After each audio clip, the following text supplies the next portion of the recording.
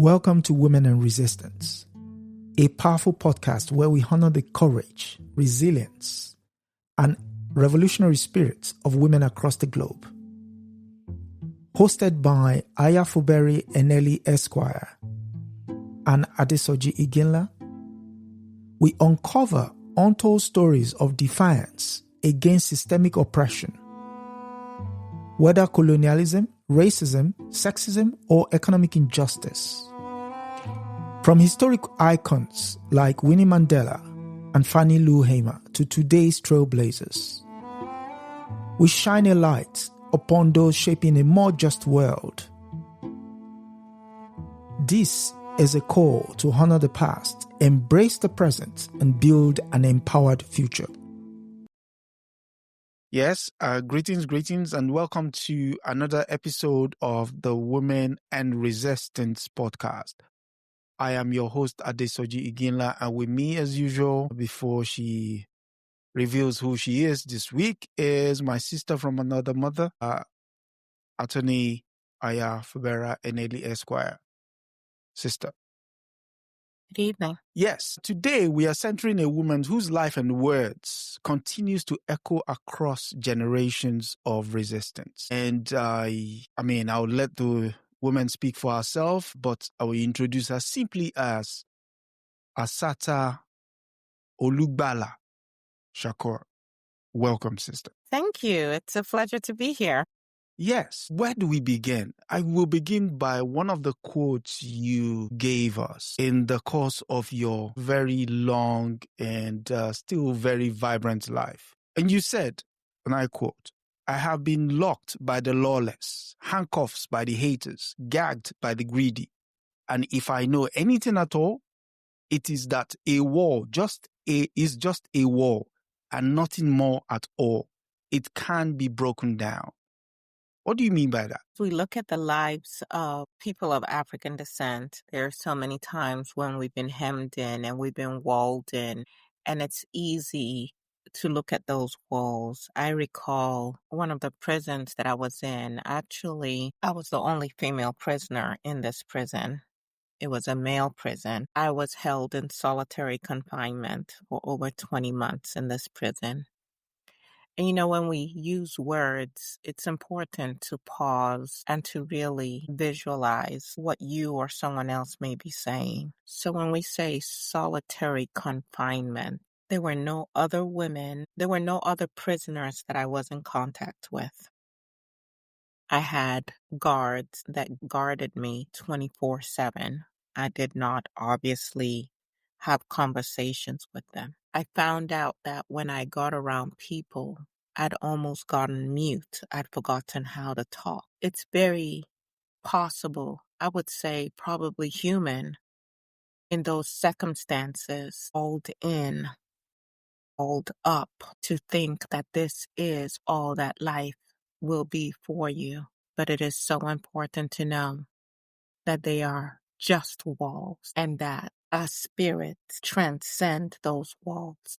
True. And the spirits of our ancestors who overcame so much transcend any walls anyone can build. And that is something that we all need to hold on to, whatever walls we may be hemmed in by at this time. And that's what I meant. And you go on to say, "I didn't know what a fool they had made of me until I grew up and started to read real history. I had been taught that Black people had no history, no heroes, no great migration or civilizations." Yes, wasn't that something? Being in school, and some of you may be able to relate to this, and you're acting out the first Thanksgiving. And you're acting as the pilgrim, and you're not even aware that the truth is these are genocidal people who came in and decimated another group of people and stole land and resources. I used to sing songs where we thought Abraham Lincoln freed the slaves. And I did not know that my enslaved ancestors actually worked for their own freedom, and that Abraham Lincoln was no friend of ours. He wanted to get rid of Black people. He wanted to find where to put us in Liberia or somewhere in the Dominican Republic or somewhere, anywhere but around other white people.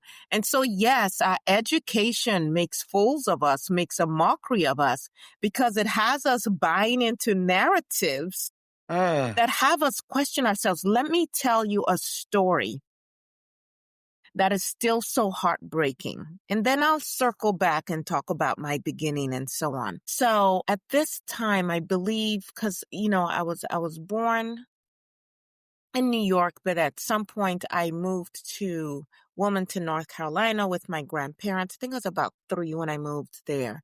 And then I moved back to New York, eventually with my parents, because the idea was in the North, you can get a better quality of education, because in North Carolina and the South, education was still segregated. Now, we had excellent teachers, but of course, we got all the hand-me-down books from the white schools and things of that nature. But you had teachers who really cared about you. So at any rate, I was now in New York and beginning to develop and starting to be aware of boys in that way. And there was this boy who liked me. And just about every week, he would put a flower on our porch, on our stoop for me. And I thought it was just the sweetest thing. But he was really dark-skinned. And I was trying to be part of the popular group. And although he didn't really talk to me, but he showed in other ways that he liked me. And then finally, one day he was walking with me and he just, told me he liked me. And then he asked me if I would be his girl. Cute. And I told him, of course not. I was thinking of what my friends would say, what the in-group would say. I would totally ruin my social stature if I went with such a boy, because we were taught to believe that the darker you were, the uglier you were. I made fun of my sister about her lips because thin lips were supposed to be better. And I didn't know any better. This is why I tell you they make fools out of us. And I turned to him and I said, I could never be your girl because you are so dark and ugly. And I will never forget the look on his face. I realized how much I hurt him, and the look on his face turned to one of absolute disgust. And of course, he never talked to me after that. And much later in life, when I realized how they had pumped our heads with so much self-hatred. As a kid, we were always fighting. You went to school and we were always fighting, and we would call ourselves all kinds of names. And the worst name you could call someone was any name that you added black to. So you could call someone a bastard, and that was bad. But if you called them a black bastard, now you're really going to get beaten up. And as I became more conscious, as I started to unlearn all these untruths, I realized how much we had internalized this hatred they had for us, and it had become a hatred we had for ourselves and how we were hurting ourselves. And I wish I could take back that day and what I said to that young man. But that is how they make fools of us. And that's how they keep us divided. I mean, you've seen the scene within the American and global situation in terms of culture wars. How would you say this insight that you've just talked about now reflects the continued battle over teaching history today, from debates over Black studies in the 1960s and today's fight against book bans, for those in the American South? Well, the expectation for those who have always meant you ill to ever educate you for you to be truly free has to be probably one of the most absurd things that Black people have chosen to embrace, isn't it? Brother Malcolm said, we're the only race. We are the only race of people who would take our children to our oppressors and tell them to educate them and expect them to come out and fight for what? Your freedom? Their freedom? And so I think they're doing exactly what they intend to do. And the Mm. question is, what will we do about it? And that is why when I started to understand more of my history, I went to Manhattan Community College and there was this organization, and I know we're kind of going around, and I'll come back to my origins, but when I discovered the Golden Drums organization, and I started going to different events that they would have, and that's where I'm like, wait a second.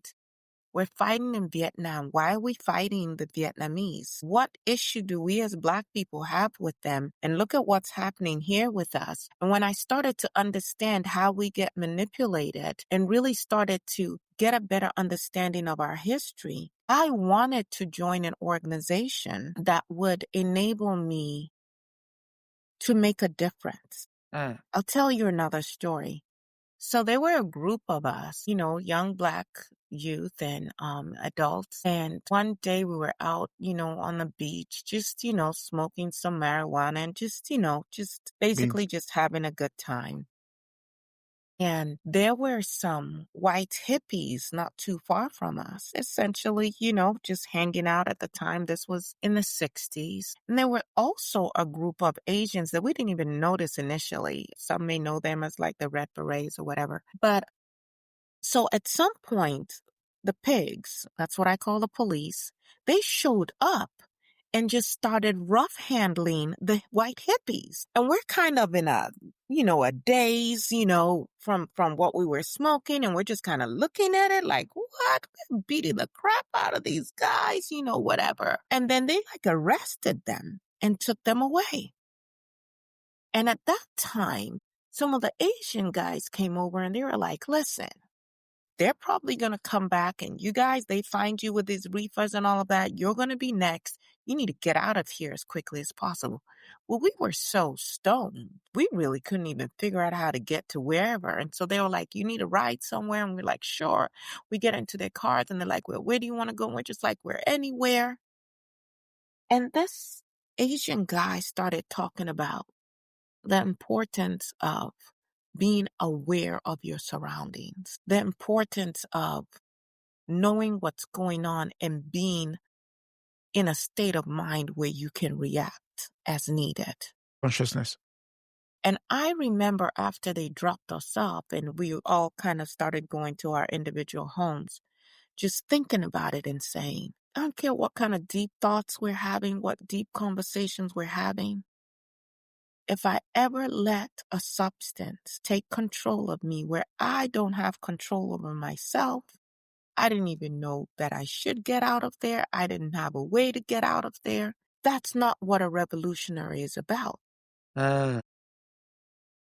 I started looking for an organization to join and I did my homework. I looked at different organizations and I had some concerns with different organizations. But ultimately, when I joined the Black Panther Party, it was because I felt that they had an understanding that this wasn't just about, our struggle did not need to be about reforming the system.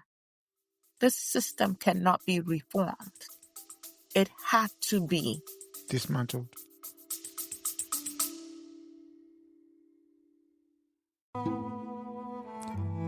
You are listening to Women and Resistance with Aya Fubara Eneli Esq and Adesoji Iginla, where we honor the voices of women who have shaped history through courage and defiance. If you're finding these stories inspiring, take a moment to subscribe, share, and support this platform. Together, we amplify the voices that deserve to be heard. Now, back to the conversation. it had to be a revolution. And I saw what we were doing back then, the food programs, the health programs. We were teaching young children. We were helping our elderly and thought this is where I need to be. I didn't know quite exactly what I needed to be to become a revolutionary, but I knew that that was a step. Now, I ultimately did leave the Black Panther Party after the New York 21 were arrested. Basically, COINTELPRO was going on. We didn't know this at the time, FBI comes in and arrests the top 21 minds of the New York Black Panther Party. They do that, right? They pull the leadership so that everybody else kind of scatters, and put $100,000 bond on each of them. This was in the 60s, 100,000. So of course they knew. We raised some money. We were able to bail out a couple, but we couldn't Not bail all out of most them. of them. No, we couldn't bail out even.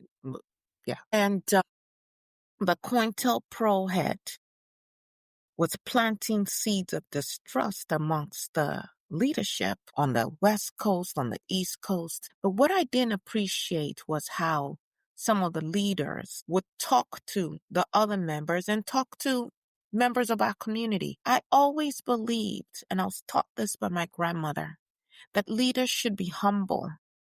Leaders are supposed to be in service of their people. And you don't have to get pompous and big-headed and stop listening. I attended a conference and one of the Black Panther leaders took some paperwork that I had been working with and I'd left it on a table. And I said, give me back the paperwork. And, he went to mouthing off and all of that. And it was just not necessary.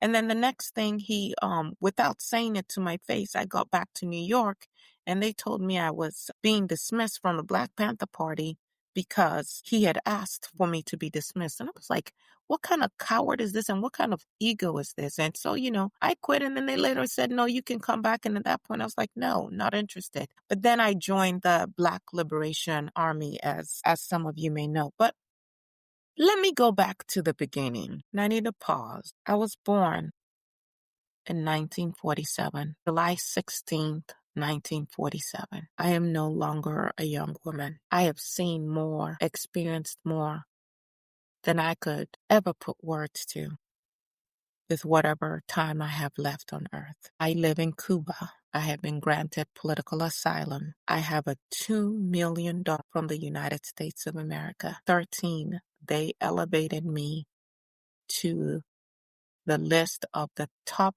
10 most wanted fugitives for the entire nation. Top 10. And there's a $2 million bounty on my head. And I look in the mirror and what they see about us that we don't often see about ourselves. How are they so terrified of me? Good question. I was born in Queens, New York City. I was raised between New York City and Wilmington, North Carolina. My grandparents moved back to Wilmington, North Carolina to live in a home and on land that they inherited. But even that has a story because my grandfather had worked for a white family. He had been a chauffeur for them and he had been given this home. He thought it was his home, but the fine print on the paperwork said the home was his just for the duration of his life. And so, although he kept up this home for the entire time he was alive, we later on, my family had to buy the home again from the family. But this was on land that is very much treasured today because it had access to the ocean. And my grandparents wanted to go back and start a business. My grandmother was a very proud Black woman, and she would always say, hold your head up. And she would always say, you don't say ma'am or sir to white people. You are not subservient to them.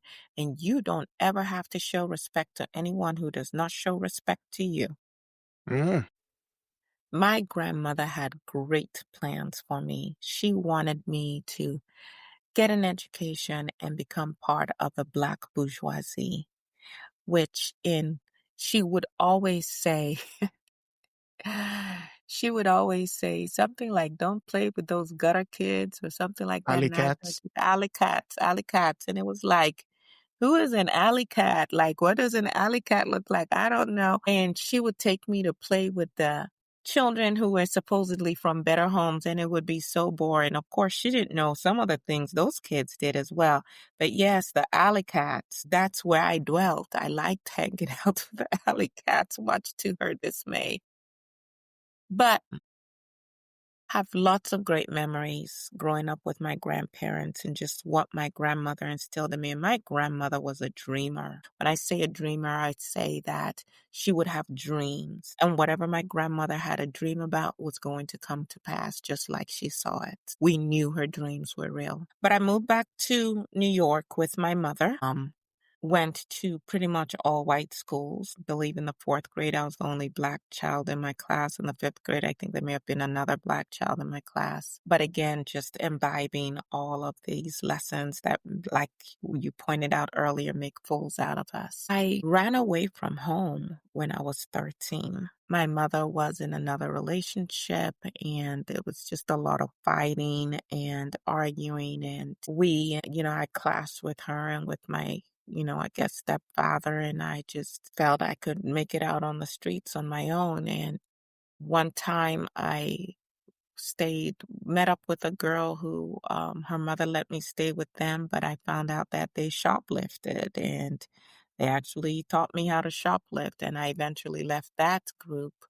And then another time I was working at 13 at a joint where men come to drink and listen to music. And my goal was kind of like a bottle girl. My goal was to help the men relax and to get them to buy more drinks. I was 13. They, of course, did not know that when they hired me. And I used my resources to pay for a place to stay.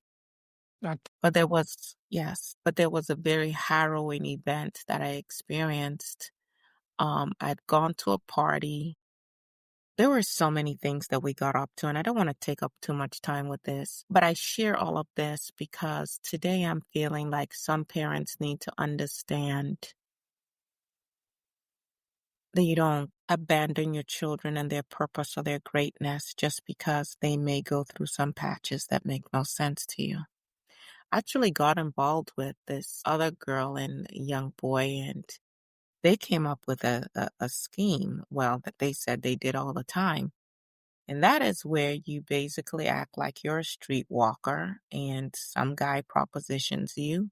And then you tell him there's this club where he can pay a one-time fee and he can then get all you can access to whatever, you know what I'm talking about. So the setup is the guy comes with you, you get to the building, you negotiate a price, he gives you the money, which would be like, it could be $45, something like that, because he's paying for the whole year.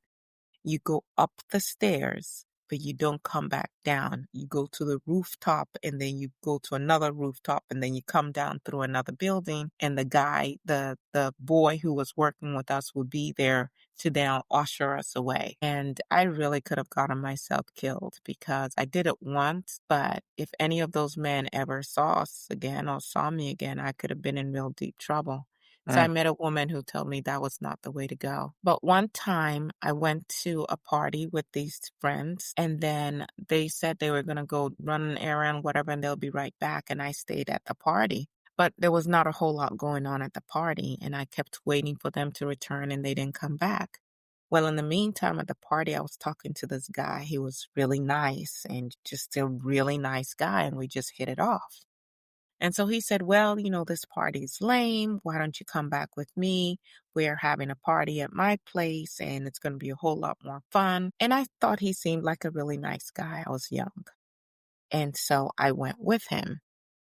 And we get to this apartment, and it's empty. There's no one else there. And I said, well, where is everybody? I thought there was a party here. And he's like, oh, they're on their way. And then all these other young men started coming in. And I looked up and realized I was the only female there. And then they're whispering amongst themselves, and I realized I was in trouble. Mm. And so one of them came and sat next to me and tried to rub his his hand on my thigh, and I'm going, oh my God. And I'd heard of boys running or men running a train on a woman. And I was like, oh my God, I can't do this. Well, the guys started arguing amongst themselves as to who would go first. And I was crying. I'm like, I'm a virgin. I've never done this. Please just let me go. Just let me go. Like it's always a first time. It's going to feel good. I'm terrified out of my mind. And then somehow the guy who brought me in said, "Hey, be careful. Don't mess up, don't mess up anything because, my mama will get on me if I mess up the house." And I seized on that. And I picked up a vase and I threw it and broke it. And I picked up a table lamp and I'm like, if you don't leave me alone, I'm going to break this as well. And you're going to have to deal with your mama, because I realized how scared he was of his mama. And so they were trying to attack me because initially I'd been trying to escape and they knocked me down, dragged me down, beat me down, everything. They were holding me down. And so I said, come one more step close to me. I'm going to tear up this whole place. I'm going to break up everything. And he was so scared about that. And he was like, stop, stop. And I was like, no, get them all out of here. Get them all out of here. And I'm still holding the lamp. And finally, all of them leave. And it's just me and him. And I'm trying to figure out what to do because they said, well, she has to come out sometime. So I knew they'll be waiting for me downstairs. And so I looked out of the peephole. There was nobody in the hallway, but there were other apartments. And so still holding the lamp, I said to him, you're going to go out and you're going to knock on the door of the next apartment and you're going to get an adult here. And if you don't, I'm going to tear up your mama's place. And so he knocked on the door and this lady came out. And when she came out, I poked my head out and said, please, please help me. I need help. And then her husband came out and they escorted me down and put me in a cab.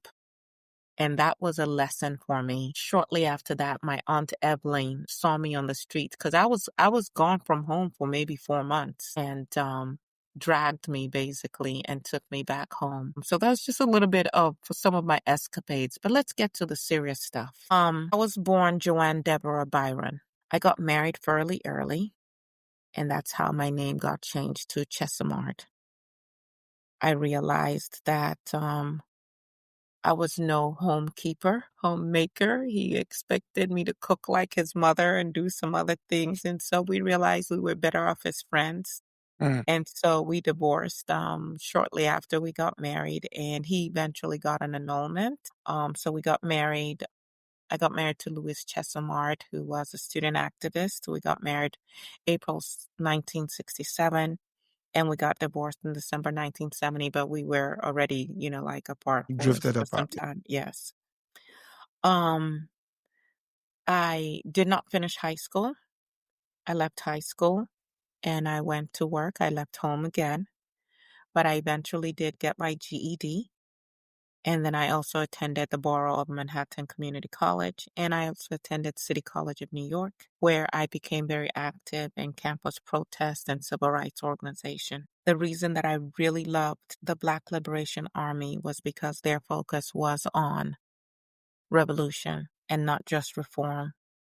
And they were engaged at that time, at least so says COINTELPRO, in armed actions in the early 1970s. I was on my way home one day when some friends of mine waylaid me and they said, you can't go back to your place. I said, what do you mean I can't go back to my place? And they said, it's surrounded. The police are all over the place. They're looking for you. Again, I don't know if you can just put yourself in my shoes. Everything you have, like you left home. Let's say you went to your job or you went to the grocery store. Everything you have is in your home. Home, yeah. Your pictures, everything that is of value to you. You just can't go back. I knew that if I went back, you could not trust the system. You could not trust them to not have trumped up charges against you. I did not know what reason they were there. And so I basically went underground and they were searching for me for a while. And in the meantime, it seemed like every crime that was committed or purported to be committed that included a woman, a Black woman, I was charged with that crime. And even the ones that were all men, I was charged with being the organizer behind the scenes. And I'll tell you a little bit about some of the acquittals and dismissed charges that occurred between 1971 and 1977. Well, on an eventful day, I was on the New Jersey Turnpike with two of my dear brothers. Zaid was there. Zaid ended up losing his life. It was a traffic stop. they would often just harass and stop Black people for any number of reasons. This was May 2nd, 1973, and the excuse was that we had Broken tailpipe. a broken tail light. Well, you may remember not too long ago, a brother lost his life in Minnesota over a broken tail light. Like nothing has changed, right? They just killed him in front of his girlfriend and a young child. Well, this was back in 1973, and the traffic stop escalated into a shootout. State Trooper Werner Forster was killed. Zaid Malik Shakur was also killed. And had been asked to put my hands up, which I did, and I was shot in the upper back, like my shoulder area, and I was also shot in my back. And then somehow I was charged with the murder of the state trooper, even though my injuries clearly would have indicated that it would have been impossible for me to have shot a gun. They also tested my hands for gun residue, and there was none on me. Brethren who was there did escape, but they caught him 36 hours later. I can't even begin to tell you the horrors that I experienced. I remember fading in and out of consciousness. It was like they did not want to put me on a stretcher and get me any medical care because they were hoping that I would die. They were poking my wounds. They were kicking me. I would come to and then fade out again. Eventually, I was taken to a hospital, and the whole time they will prod me in my wounds. I've gotten no care at all and ask me questions and ask me questions. I don't know what information they thought I had. I was not allowed to call any family, any attorney, nothing. I was completely isolated. I didn't even know if my family had any idea that I had been Arrested. um, arrested. The people guarding me were also state troopers. So you can imagine where they feel like I was responsible for the death of one of their own. There were a couple of Black nurses who were sympathetic, and one of them I was able to eventually give my Aunt Evelyn's information for her to try and reach her. Mm. It took my aunt going to court to finally get permission Okay.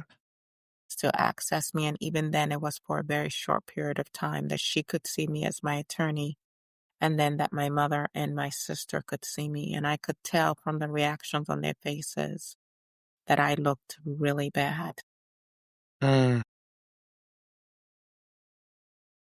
That began my ordeal not in and out of various prisons, because I stayed under the control of the U.S. government, state, sometimes federal, sometimes, until my escape.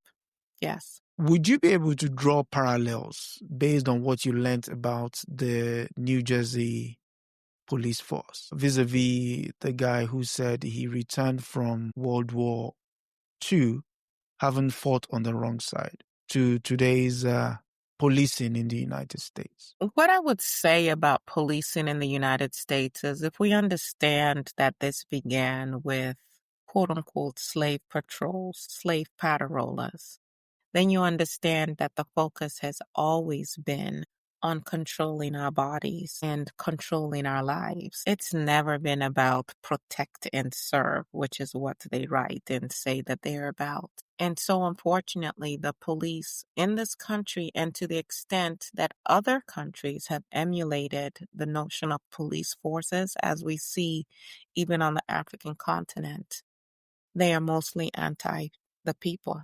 They are anti-revolutionary. They are pro the status quo. And so, yes, to go and fight for your country, again, the way they make fools out of us, believing that you are fighting for justice or democracy or rights, only to come back to supposedly your home country and be denied all humanity. these people would just indiscriminate You for no froze? reason. They just always found a reason to target us, and that's what happened on that turnpike that day on May 2nd in 1973. So I'm sorry. Go ahead. No, you were going to say you talked up to the point where you made your escape. How did that come about? Or what Well, led to it? I was gonna Because say I because think that's folklore. those who know don't tell, and those who tell definitely don't know. But I would say this. Talking about cruel and unusual punishment, in just about really in every prison that I was put in, what you could see is that slavery never ended for us. The vast majority of the people there that were imprisoned were Black and brown women. And when you talk to them about what their infractions were or what their crimes were, Very petty. and then realized what kind of sentences they got as a result. I mean, these are things that white people routinely just get a slap on the hand for, if anything. And yet these women's lives would be ripped apart. We have no rights. One of the most, oh my God, I can't say it's the most because there's so many indignities that I suffered. But let me tell you about one that those of you who have never been incarcerated could possibly never relate to. Every time you are brought into a prison, you must have your cavities searched. If you leave to go to court, even though you are under their control the whole Supervision. time, yes, when you come back to the facility, you are strip searched and then you have to spread your legs. Cough. And I don't know if I'm allowed to say it on this platform, but finger effed. And if you refuse, you get beaten and you're still Jailed. eventually going to have to go through it. And then you're going to be thrown into solitary confinement as well. Human beings are not meant to be treated in this way. But there are no humans involved. During one of our trials, when we knew again that we were being railroaded, this was for one of the bank robberies, they had no evidence at all. There was nothing to tie us to the crime at all. It was Kamau and I, and we told our attorneys not to participate. Every motion we made, the judge had struck down. Did not want to give us the resources to be able to to be able to pay for any of the experts that we needed to put on a defense. We're just being railroaded. And so we told our attorneys, don't say anything. And all we're going to do is every time the jury's here, we're going to stand up and we're going to say, we're being railroaded and we're going to just speak out. And of course, the judge would get upset and he'll hold us in contempt. And then the guards will have to take us out, remove us from the courtroom. And of course, each time they were just so willing to put their hands on us and beat us up. And they put us in this room next to the courtroom where there was a speaker so we could hear the court proceedings. And it was so cold. But at the same time, it was great to be in a place where we could talk without all the eavesdropping and surveillance and all of that. So we actually kept opening the door because we knew if we asked for the door to be open so that some heat would come in, that would make them close the door, which would give us more privacy. And of course, they did exactly that. And over the days of Kamau and I, every day just coming and having to sit in this room as we listened to the farce of a court hearing that was going on, we grew close. And one day we started talking about sex. And at that point, it was like, these people are probably going to take our lives if they can.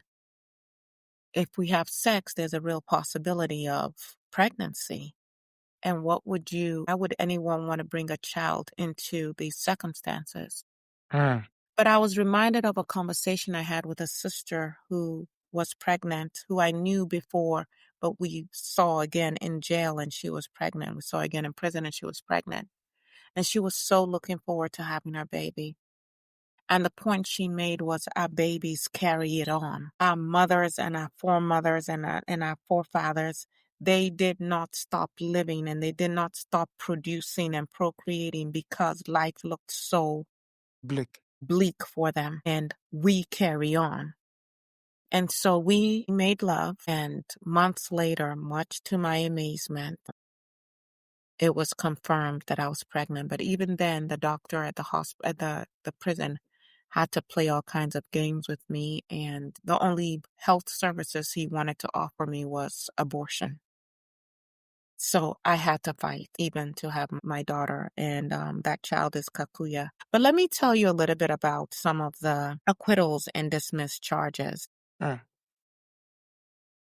So I was charged with attempted armed robbery at Startler Hilton Hotel, and the charge date was April 5th, 1971. So this was before I was arrested.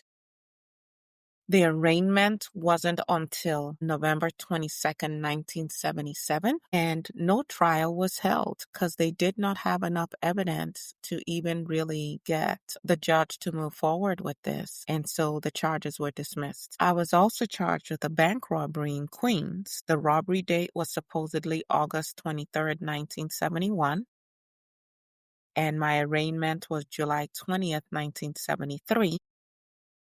The trial was held from January 5th through January 16th in 1976, and I was acquitted on January 16, 1976, because it was not me. And yet, what they did was there was a picture of a Black woman with a gun at the robbery. They put my name underneath the picture and posted that all over New York. Post offices, the train stations, on buses, the picture of another Black woman, but my name under it. I was acquitted. I was also charged with bank robbery in the Bronx. The robbery date was September 1st, 1972, and I was arraigned on August 1st, 1973. The trial was from December 3rd through the 14th of 1973, and it was a hung jury. I was retried again December 19th through the 28th of 1973, and I was acquitted. So imagine, I'm a relatively young woman with no resources. Yeah. And Having to all go of through the all of that. state apparatus Being is thrown. just, just being thrown at me. And these guys are determined to get me on something. Then I was charged with kidnapping of James E. Freeman. The charge date was December 28th, 1972. And the arraignment was on May 30th, 1974.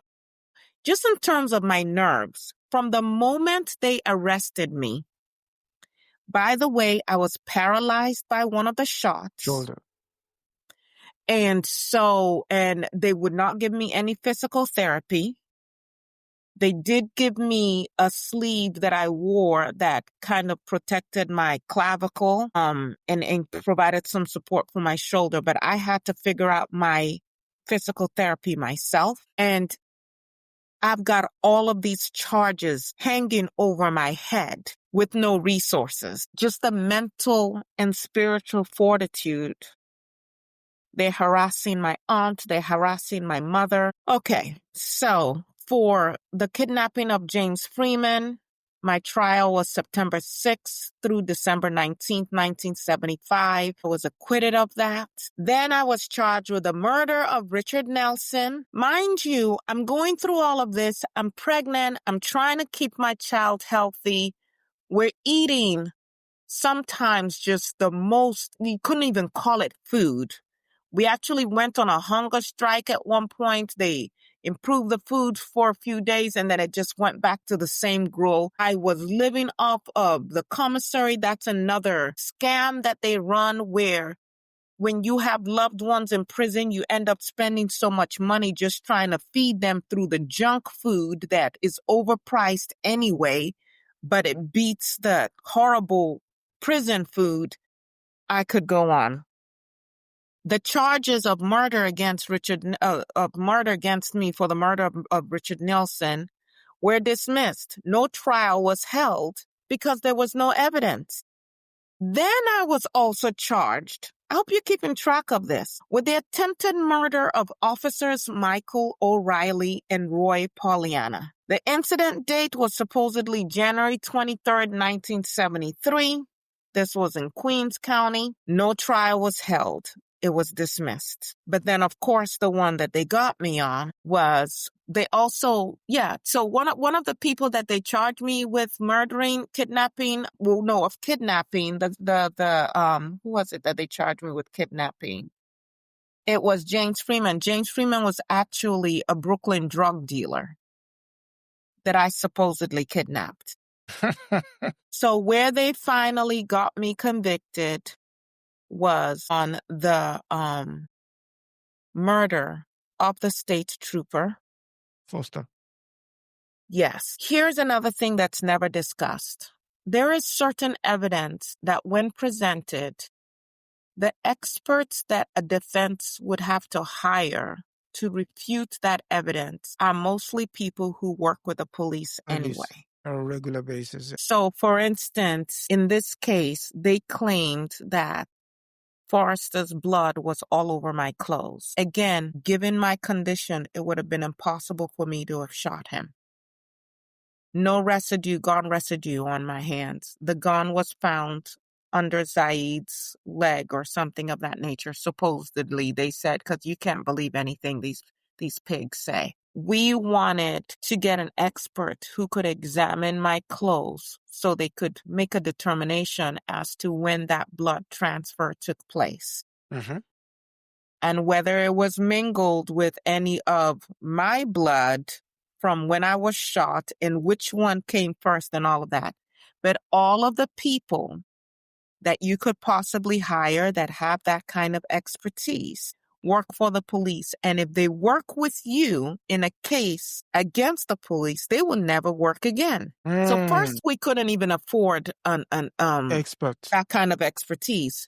But then the judge finally granted us the resources to hire an expert, but then now we couldn't find an expert.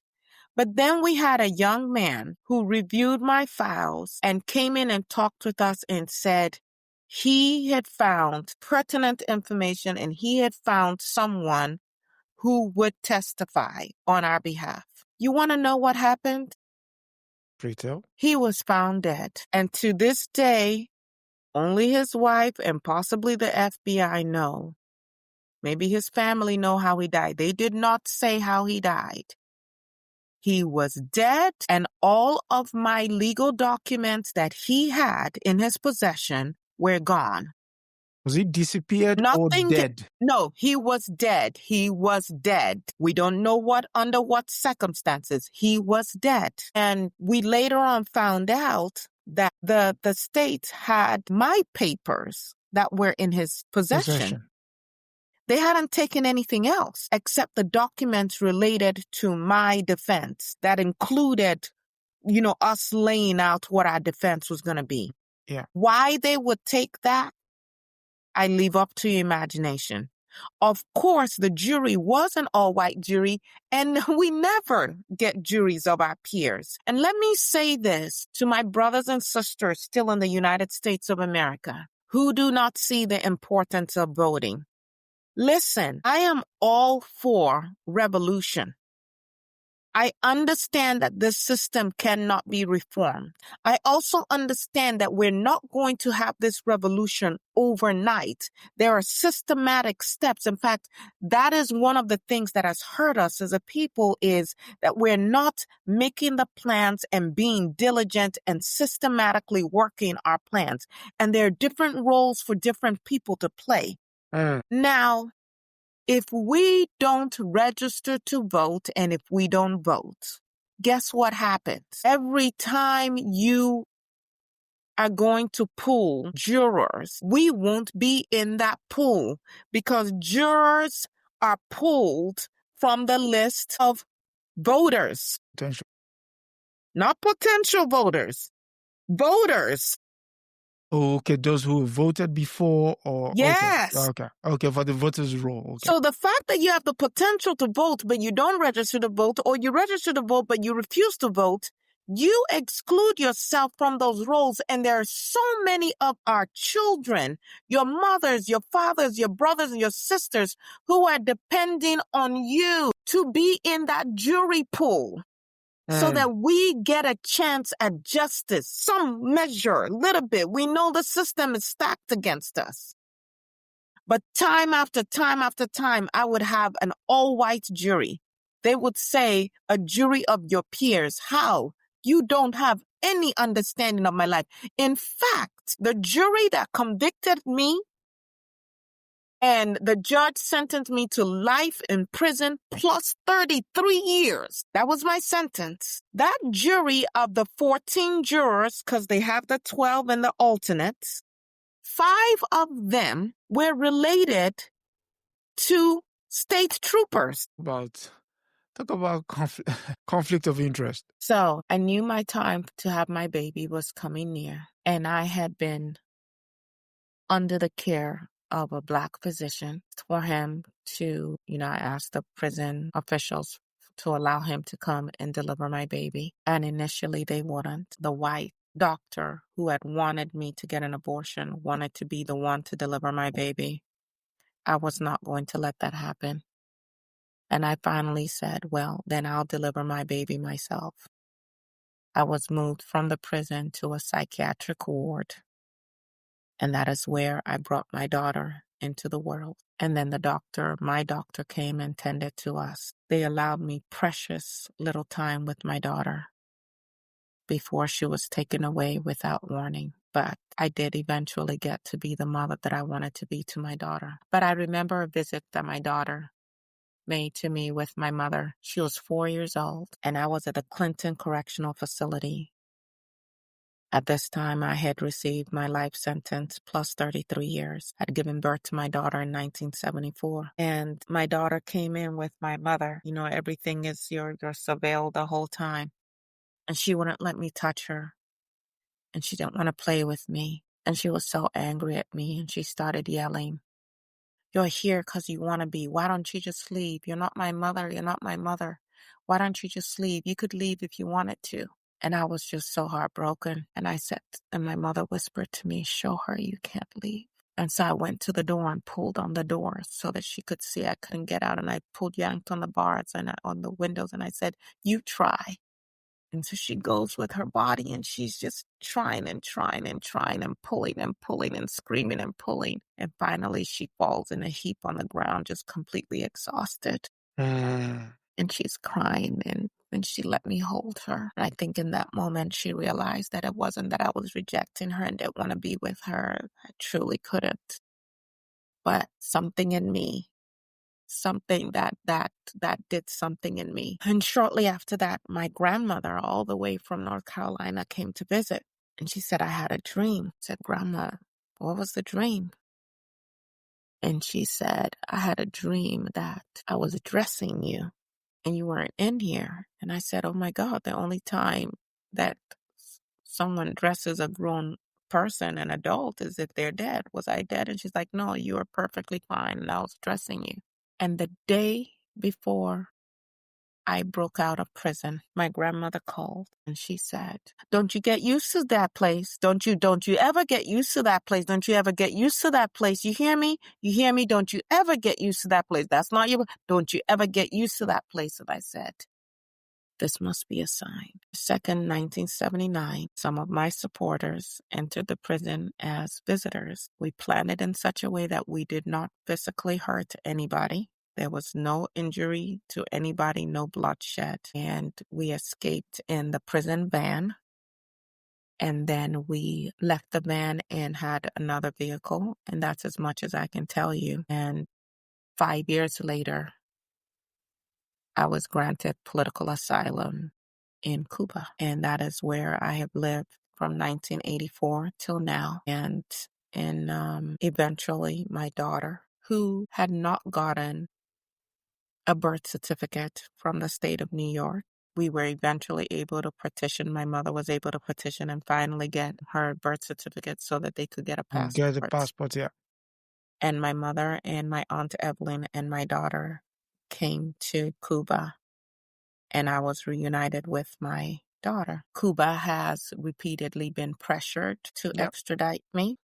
I have worked sometimes as an English language translator, editor. I love living in Cuba. I love the pace of life. I love how I've been able to connect with my African ancestry, to learn about the Orishas, to really embrace my African spirituality and history.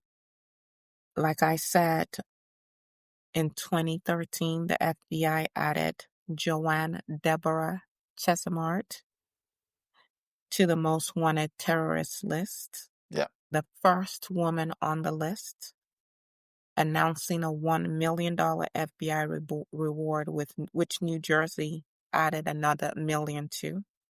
And I remain on the most wanted list. Of course, my life and my story dovetails with COINTELPRO, dovetails with the death of Malcolm X, the assassination of Martin Luther King, the killing of Huey P. Newton, Fred Hampton, the destruction of the Black Panther Party, the murder charges leveled against Angela Davis. And Angela Davis actually wrote the foreword to my book, Asata.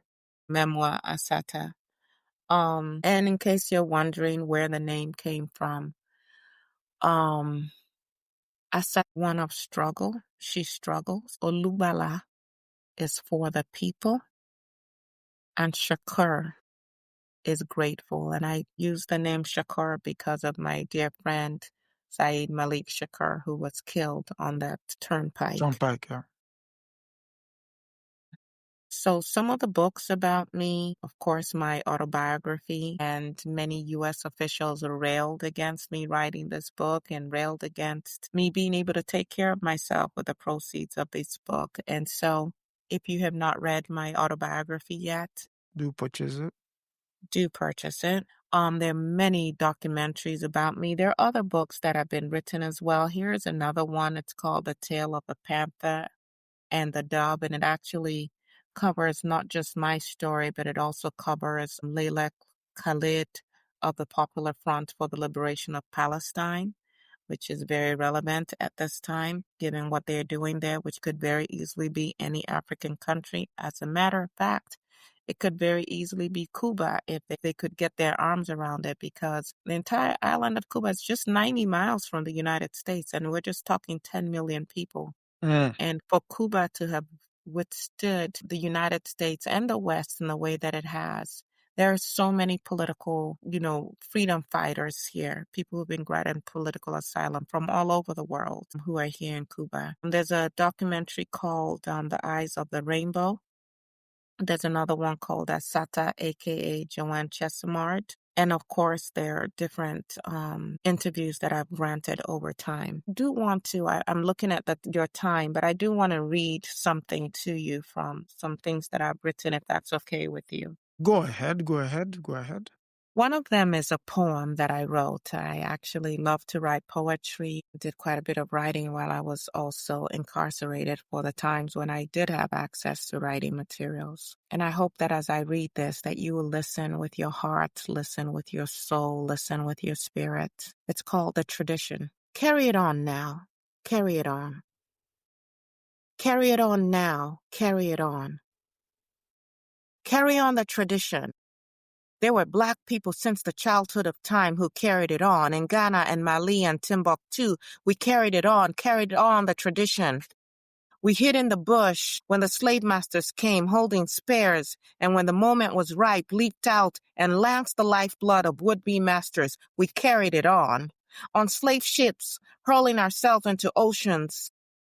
Slitting the throats of our captors, we took their whips and their ships. Blood flowed in the Atlantic. It wasn't all ours. We carried it on. Fed Missy arsenic apple pies. Stole the axes from the shed. Went and chopped off master's head. We ran, we fought, we organized the railroad and underground. We carried it on. In newspapers and meetings, in arguments and street fights. we carried it on. In tales told to children, in chants and cantatas, in poems and blues songs, and saxophone screams, we carried it on. In classrooms, in churches, in courtrooms, in prisons, we carried it on. On soapboxes and picket lines, welfare lines, unemployment lines, our lives on the line, we carried it on. In sit-ins and pray-ins and march-ins and die-ins, we carried it on.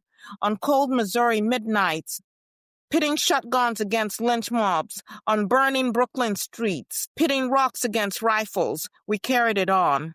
Against water hoses and bulldogs, against nightsticks and bullets, against tear gas, needles and nooses, bombs and birth control, we carried it on. In Selma and San Juan, Mozambique, Mississippi, in Brazil and in Boston, we carried it on. Through the lies and the give me 1 second here.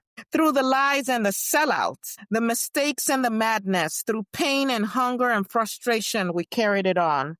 Carried on the tradition, carried a strong tradition, carried a proud tradition, carried a Black tradition, carried it on. Pass it down to the children. Pass it down. Carry it on. Carry it on now. Carry it on. Carry it on to freedom. One last thing I want to share with you. With everything going on in the United States now, and really across the world, we might be tempted to be overcome by fear. But let me say this. Our situation right now is critical. We can't run from it or hide from it. We're going to have to get down to the nitty-gritty. We've got to determine who we are. Are we house niggers who are going to walk peacefully into the gas chambers? Or are we field niggers who are going to fight until we are free? We didn't come here no house niggers. We didn't come here from Africa no punks. We didn't come here from Africa no fools. We didn't come here no Uncle Toms hemming and hawing, shuffling and jiving, scratching our heads and kissing the feet of our masters. We didn't come here like that. We came here strong, proud, beautiful Africans. We came here with a culture with pride. We came here knowing who we are. We came here an intelligent, sensitive people who fought and struggled on every level from the moment that we were brought here in chains. We have got to realize who we are, and we've got to realize that we've got a tradition to carry on. So many of my sisters are so completely unaware of who the real criminals and the dogs are. They blame themselves for being hungry. They hate themselves for surviving the best way they know how. To see so much fear, doubt, hurt, and self-hatred is the most painful part of being in this concentration camp. Anyway, in spite of all, I feel a breeze behind my neck, turning to a hurricane, and when I take a deep breath, I can smell freedom. It's moods like this that make me aware of how glad I am to be a revolutionary. Can you be a revolutionary?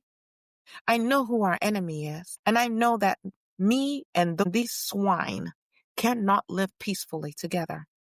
Not on the same planet. I am a part of a family of field niggers that is something very precious. We are oppressed people in the U.S. and don't even know it. We have fewer opportunities to be doctors and lawyers as tuition increases. Our problem is that we want to belong to a society that wants to oppress us. We want to be the plantation owner.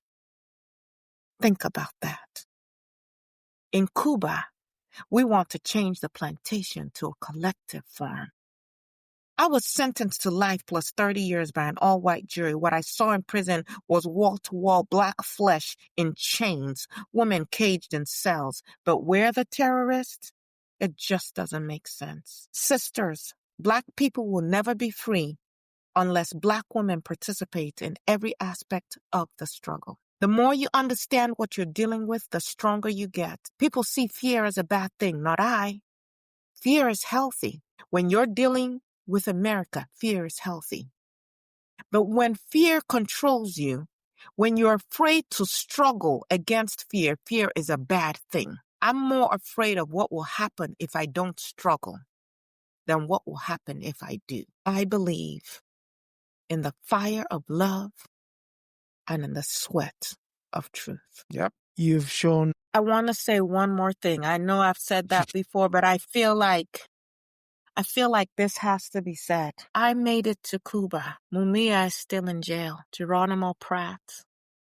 Leonard Peltier. Do you, Black people, African people, do you know how many of our brothers and sisters are still locked up in jail, are still political prisoners? Do you even call their names? Do you call their names? As you deal with whatever the travails of your own life may be, do we call on these people who fought for us, who sacrificed for us, who have essentially given their lives for us to have freedom? Or have we discarded them like yesterday's newspapers? Do you have any idea what they are experiencing, languishing behind these prison walls, these slave plantations carved out in the U.S. Constitution to ensure that we are never truly free? You hear my voice today and you go back and you read more about me, yes, but also read about those that are still imprisoned by these pigs. What can you do to help them? Can you write a letter to them, to Congress? Can you check on them? Let them not feel forgotten, because the horrors behind those walls are things that even your loved ones who have been incarcerated will probably never be able to fully express. Say their names, say all their names, and thank you. No, thank you. I really do love, I love nature, and I love that I'm out, and I love that I get to go to the ocean and music. And I know that that is not what many of my brothers and sisters have gone into experience. So many killed, so many still imprisoned. But I have also not let that steal my hope and steal my joy and steal my zest for life. And you too must live. All of you hearing my voice, you must live. Yeah. Speaking of those whose name we must call, the last news coming out of the prison where Abdul Jamal Mumia is that he is losing his sight because corrective surgery for his eyes is being delayed by the Attorney General of the state, where it's one of the iniquities that one has to live with, because you are cooked up by a system who feels your very presence is a threat to their existence. While they would think so, even your book, in there you suggested that the mere sight of Black people was enough to scare them out of their wits. So you begin to understand that maybe just standing up against them sometimes is all they need. Just raising your voice. Speaking of raising your voice, you've done that marvelously tonight. And we must say your life is a testimony to the struggle, the continued struggle, and refusal to bow to oppression. You've using the opportunity that you've gained within one bastion of freedom, which is just next door to the United States, to raise your voice, because some other people would have escaped and living their best life, but you're still looking back to say, listen, just because I am out doesn't mean everything is now okay. So that said, must thank everyone for listening to Women and Resistance. Please do like, share, subscribe, and all the other good stuff. And next week, we'll be looking at Mesere Gitai Mugo.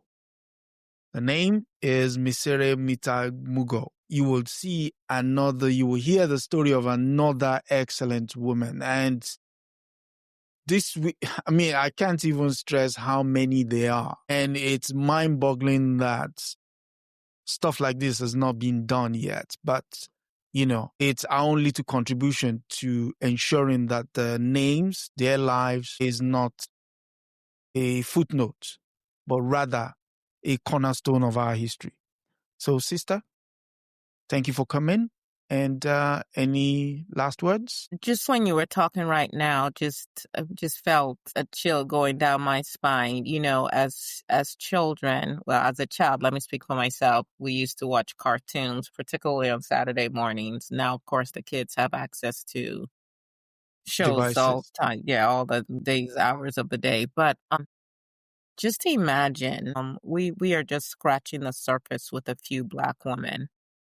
Imagine if we had these kind of stories of Black men or Black women easily accessible to our young people. It could be in like graphic book form. It could be, now that there's AI, possibly something that could very easily be done, but just to tell these stories so that, as Asata says, we're not allowing others to make fools of us, but just to understand what a rich history we come from. And it's not all history. I mean, she's alive. She is walking the face of the earth today.